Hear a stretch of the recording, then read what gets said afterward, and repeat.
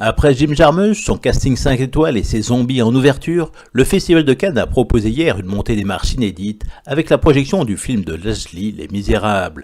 Le cinéaste français a foulé le tapis rouge du Palais des Festivals pour son premier long métrage de fiction.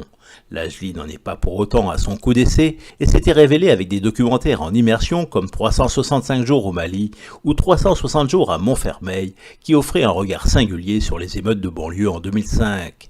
Montfermeil, la ville où Victor Hugo avait situé l'auberge des Thénardier, est encore le théâtre du premier film français en compétition cette année, mais Les Misérables d'aujourd'hui ne ressemblent guère à ceux de l'époque de Victor Hugo. Le film raconte l'histoire de Stéphane, un flic de la brigade anticriminalité de Cherbourg muté à Montfermeil.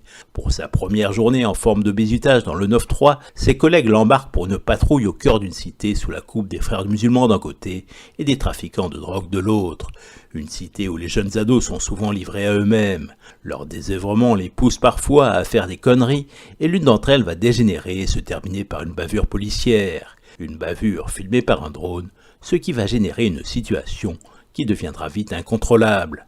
Pour filmer cette cité qu'il connaît comme sa poche, Lajli prend tout d'abord son temps pour laisser le spectateur s'imprégner de cet univers parfois surréaliste où les flics n'ont pas le beau rôle. Face à des jeunes qui chantent à tue-tête la Marseillaise un soir de match de Coupe du Monde mais qui n'hésitent pas à se rebeller face à l'autorité qu'ils représentent, leur comportement n'est pas toujours exemplaire et il leur arrive d'abuser de leur pouvoir.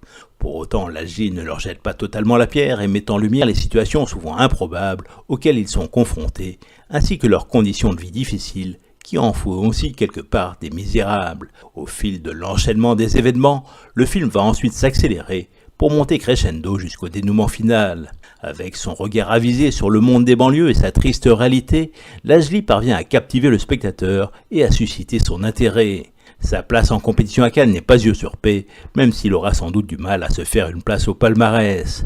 Mais pour lui, l'essentiel n'est probablement pas là. Il a avant tout souhaité braquer les projecteurs sur la vie dans les cités, et là, la mission est accomplie.